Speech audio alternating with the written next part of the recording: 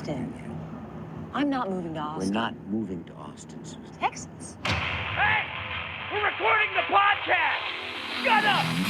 Good morning to you, wherever you are, because it is mircophones for January 15th of 2024. My name is Burnie Burns. With me, sitting right over there, somebody's got a case of the Mondays. Ashley Burns. How you doing? Snow day, more like snow yay, am I right? Yeah, we have a snow day today. Our kids' preschool called and said, we're closed for the day. And it's like, scramble, scramble, scramble, you know, trying to get stuff done. I remember Although when I didn't have to drive them to school in the snow, which was great. Yeah, when I was a kid, I remember looking forward to snow days so much and being like, yeah, snow day is the best, no school. And now I'm like, oh my God, what did my mom do? Because she had to, she had to go to work and like, what did she do? The school goes, we're closed. How many parents are like, what do I do now? What do you mean, what did your mom do? It was the 80s. I know what every parent did. They said, bye. I'm going to work, don't die. She just like scatter a bunch of Cheerios on the floor. What do we're known as Generation X, but if you believe in generations, but originally we were called the latchkey kids. I'll be honest, I have no clue what a latchkey is. It's a key for the latch. What were we, like Victorian orphans?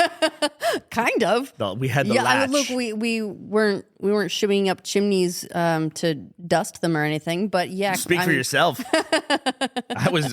We were working class in my family. I don't know what you were doing. I had to from the time I was 8 years old, I had to lock up the house in the morning, get myself on the bus, and go to school because my parents were high school teachers, and my brother went to high school with them, and so they went early in the morning, 6 a.m. Crazy that they make high school students go at 6 a.m. to high school in America. It was wild. I think class started at like 7. And anyway, so I had to get myself, and there was an alarm, and it wasn't a keypad one. I had a key for the alarm, and I had to set the alarm on the house. And every day on the bus as an 8-year-old, I was like, I did it wrong. Incredible amount of stress to have on an 8-year-old. Sure, absolutely. Yeah. I don't think when JD and Teddy were 8, I don't think they had anywhere near those responsibilities. Could they make a sandwich by 8? No, I would make myself eggs in the morning, and I would think, did I turn off the stove? And this is something that an 8-year-old You made should yourself think about. Eggs? I was like, give me those Fruit Loops. Oh, I did. I can make scrambled eggs. I remember making scrambled eggs in New York. Yeah, before I moved to Texas, and that was really, really young. I'm just picturing you now, like in a diaper, just at a stool at the stove, just stirring your eggs. You couldn't walk yet, but you could make eggs. Oh, yeah. No, I did it for the whole family. I would take my spatula and hit a bell. Ding! Order up. Let's go. I had a little spinning thing with all the little orders on it. I could pull it down. Childhood was different then, wasn't it? Yeah. You had pets, right? Yes. I had a dog. I have never in my life, ever in my life, owned a dog that didn't, the moment you open the door and it saw daylight, it didn't try to run and escape. No. Ever. I have not had a lot of dogs, I'll say that. My mom has had a lot of dogs, but most of them have been in a sort of post-me era. Post-meat? Post-me. I thought she was raising old vegan dogs or something. Read a crazy stat this weekend. Go ahead. Let me ballpark it for me real quick. All right. How many chickens would you say, in entire chickens, doesn't have to be every bit of them, but like by weight, how many chickens do you think you eat in a year?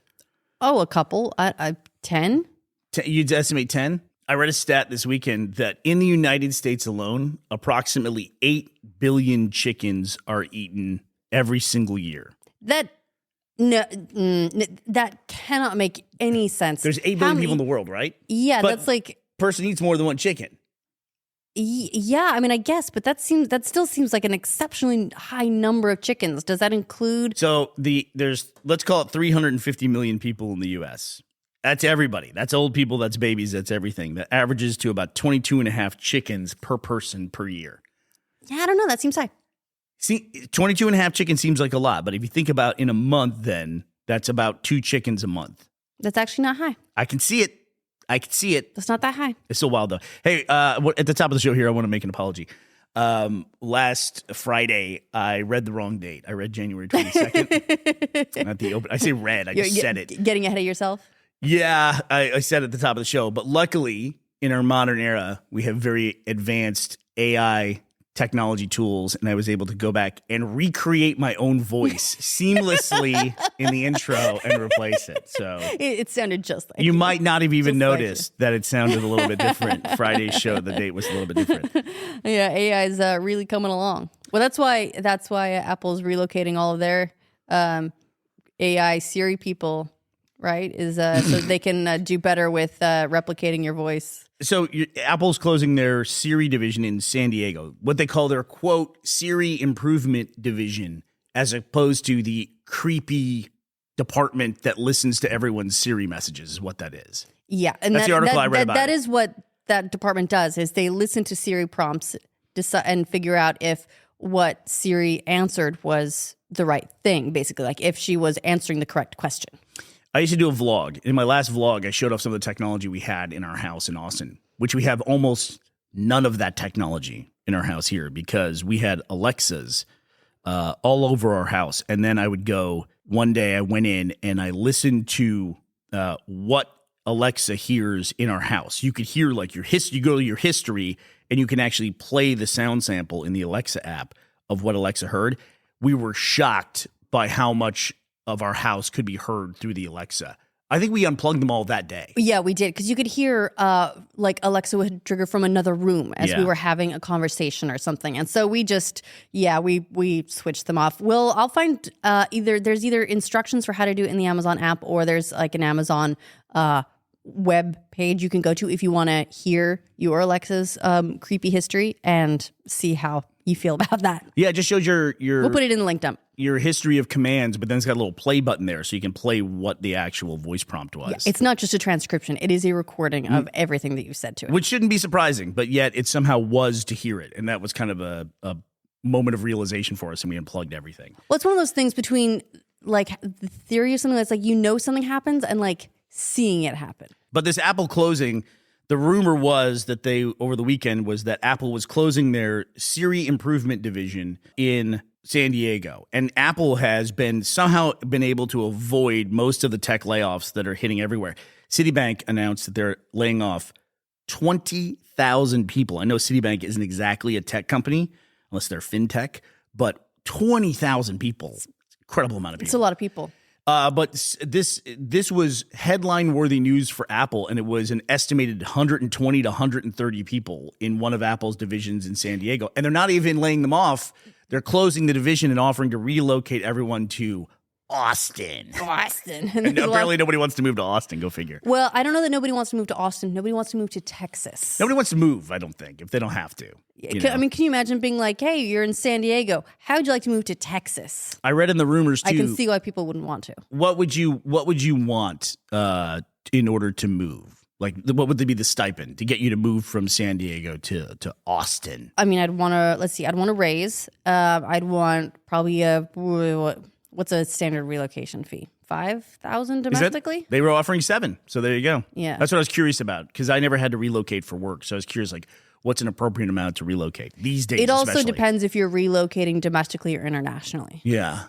I remember when you moved from you left IGN and were moving to Austin. I mean, nobody relocated you. In fact, you had to pay back your relocation fee. I did. So I went. So IGN helped me relocate from Sydney back to San Francisco for a position there, and then but that comes with caveats, of course. And I left IGN because some tall, dark, and handsome gentleman swept me off my feet in Austin, and I moved there. But I moved there within sort of like the caveat period. So actually I had to repay IGN some of that relocation stipend. Yeah. Which just, it just makes sense. It was part of like an agreement. And then you were like, well, I'm leaving sooner than I said it would. So you had to pay some of it back. It's you, by the way. You're tall, dark, and handsome. I'm not as dark as I used to be. Dark means hair color, right? Got some creeping in the edges here. Yeah. But shout out to IGN, by the way. They're going to outlive everybody, I think. You know what? Everybody. I really enjoyed my time there. I enjoyed working at IGN a lot. I have so much respect for all the people that I worked with. It was a great environment. But this division of Apple is interesting to me because it's quietly one of these things that takes place where humans, of course, it makes sense. They listen to your accidental Siri recordings or the ones you intended and make sure that the right prompt came through. And it's a way they can quality assure that. It's one of the things you check when you first start to use a certain feature in any tech product. Like, do you want to help improve the service? And it's like, yeah, well, we're going to share this data with you.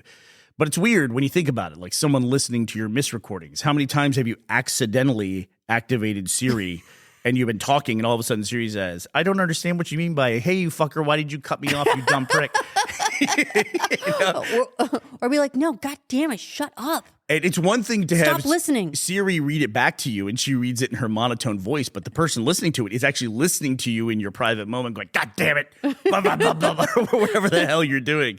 There was actually a thing that came up for Tesla back in April, I think it was. It was Reuters did an investigation with Tesla workers, and some Tesla workers anonymously told Reuters that they were internally sharing video captures from the cameras within the cars, like the ones on the side. And it's one of those things, if you work in a company, this isn't shocking, right, Ash? That people would share this stuff. Like, oh, here's a video of a guy picking his nose in his garage. Yeah, it doesn't make it good, but it's not surprising. That makes sense. It isn't surprising, but then it kind of horrifies you when you realize, oh, I've got these microphones and these cameras around me everywhere. And it's one of those things. We live in kind of an anonymous world where, nobody knows anybody else. But if then something gets leaked out, or somebody thinks something's funny or meme-worthy, or you get a disgruntled employee and they put something out there, then suddenly it's like, oh, here's me in my garage. There was one story in particular of a guy in his garage naked, just going up to his camera. I can see a situation where someone would go, I'll just run out to my garage. I'm naked. I need to run out for some reason. It's like I need to grab the, I don't know, what's a tool? I need to grab the wrench. Flashlight. Oh, what? But you're just like, oh, you just run out and grab it really quick, and it's your garage. The garage door is closed. It's not like the neighbors are going to see. Right. Why wouldn't you? Expectation of privacy. And then it's also they shared around crashes, road rage incidents. We'll put the article in the link dump. It's an old one. One of those. But it is one of those things that's it's concerning. And it's not just them, and it's not just Apple. It's every company. Yeah, it was like, and this isn't something that's going away. So I don't know. Put your underwear on before you use your garage, just like or before you go to the bathroom, or before you talk to Siri. I can remember when we got to a point in technology when I realized I was sitting in a conference room in probably the late 90s in a telecom company, and I realized there are more cameras than people in this room. And it used to be the case where you would go into a room and there was no cameras. Like, you could go lots of places and there were no cameras everywhere.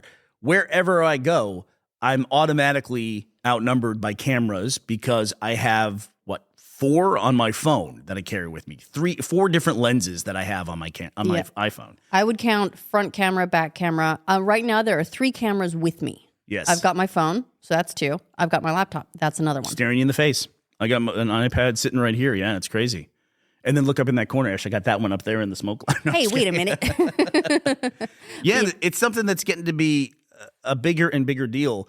And I think one of the things that concerns me too is this ongoing idea when you see video posted online of private moments. There was actually a woman who recently, tough subject for a Monday, she killed herself because she was arrested by police for supposedly masturbating on a secluded part of the beach, and she didn't know anyone could see her. But the cops called her. Were called on her. They arrested her, and then the body cam footage, because that's public domain, the body cam footage went viral, and it basically ruined her life. It wasn't footage of her masturbating. It was footage of her being arrested, and her trying to explain it and saying she didn't realize anyone was around. I don't really know the details. It was just kind of a sad story. But I think a common one these days where somebody does something that, yes, is in public, but in public where 20 people might see it is far different than recorded and posted and broadcast globally for every person on the planet to see if they want to. And that's comment on and archive and bring up and respond to. It's a different thing. Something that will follow you forever. Anytime you try to get a job and your employer Googles you, your name comes up and that comes up with it. It's and they get to watch the video of you crying while being arrested and all that stuff. And people will often say when these videos are posted, or like even somebody doing something like, I don't know, like the Tesla thing, like running out to their mailbox naked or something like that, or picking their nose or whatever. And people will say, it's fine, it's in public. But in public means something, I think, different than broadcast on the global internet. I would agree with you. Yeah. There's a difference in the sheer scale there. So these Apple workers, they have a choice to make. They can either go to Austin from San Diego, or the division will be shut down, apparently. This is a rumor that is now being substantiated by Apple. But I do think it's kind of interesting that with all the tech layoffs going on, that Apple has a headline that's 120 people being laid off, essentially, or at risk of being laid off. Yeah, it sounds like they have the choice. They can either choose to make the move, or they can choose to be laid off. Yeah. And that doesn't sound like, they're in all that difficult a place then, because you do have a choice. You have some control over there. It's not a company saying you're moving in that set. And they're also, I think they have until like April. So they're Apple employees. They're going to be able to find something else in San Diego if they want it. What do you think? I think in the whole work from home revolution, it's already tough getting people back in. There was the WebMD parent company put out a video. Did you see that with the executives? I didn't see it, but I heard about it. And I watched the video. I heard it was very weird. It wasn't as weird as they made it out to be in the articles, but it was kind of odd. It was just telling people, you're coming back to the office. Here's what's going to happen. You're coming back. And it was a bunch of executives. And somebody pointed out that the executives are all very clearly on green screen, which makes it have the appearance that they're not in the office themselves, while telling people to come back into the office. And it's just weird. It's like, the weirdness of it to me is like corporate execs trying to seem like they're cool and like we're all in this together kind of thing. And we're all moving the same direction and we're going to dominate and, rule the world and all this. And it just doesn't land, At some as point, those things very rarely do. I feel like at some point as an executive, you don't have to be cool anymore. I agree maybe with that's that. just me. Well, this is a little bit of a palate cleanser here before I get into what I thought was a pretty nice, lighthearted thing that was done this weekend at an award show. I read an article about the Maine historic fishing huts that were swept away by a 15-foot high tide. That's a scary thing. No, I'm going to have so many questions. I don't understand a lot about, I guess I don't know how a tide can be higher than normal. It was a storm surge in addition to being just a higher point in the tide for the cycle. I guess the moon was a little bit closer at that point in time. I see. I still don't understand why some of the oceans are higher than others. Wouldn't the water go flat? It's like everything else, snow days and everything, and winter weather that's, setting records all over the place, record-setting heat in the summer, and now look at this, a record-setting high tide. I just think we're going to be reading more and more of this. I suspect so. Anyway, this weekend I read a really cool thing. There was the Critics' Choice Awards, and I guess Chelsea Handler was the host of the awards, and they gave away some of the awards during commercial breaks. And one of the awards that was given was to Barbie for winning Best Comedy. And the award, I guess, was given away during the commercial break. But Chelsea Handler, when they came back from the break, said, I want them to make an acceptance speech and stop the show, and brought them up on stage so that Margot Robbie and Greta Gerwig could make an acceptance speech for Best Comedy. It's a boss move, Chelsea. I think that's pretty cool, man. I think that's pretty cool that she got him up there and did it. Because, it's like, who wants to accept an award for having one of the best movies of the year during a commercial break? I mean, it's an award show, right? Yeah, award shows are in a weird place right now in general. Yeah. It reminds me of a story from a long time ago. Do you remember the time that Ving Rhames won a Golden Globe and then gave it away immediately to Jack Lemmon? No. Yeah, he brought him up on stage. He won an award, I want to say, for the Don King bio series, and then brought Jack Lemmon up on stage, handed him an award that he was currently accepting and said, here, I'm going to give this to you, and then applauded Jack Lemmon while he accepted the award. Oh, okay. As an audience, you'd be like, okay. Well, we're clapping for someone new. Great. We'll just clap for whoever's holding the trophy. All right. Well, that does it for us today, January 15th, 2024. Hope you have a great Monday. Keep warm. Yeah. Make an acceptance speech. Get a trophy. We'll be here to talk to you tomorrow. We hope you'll be here as well. Bye everybody.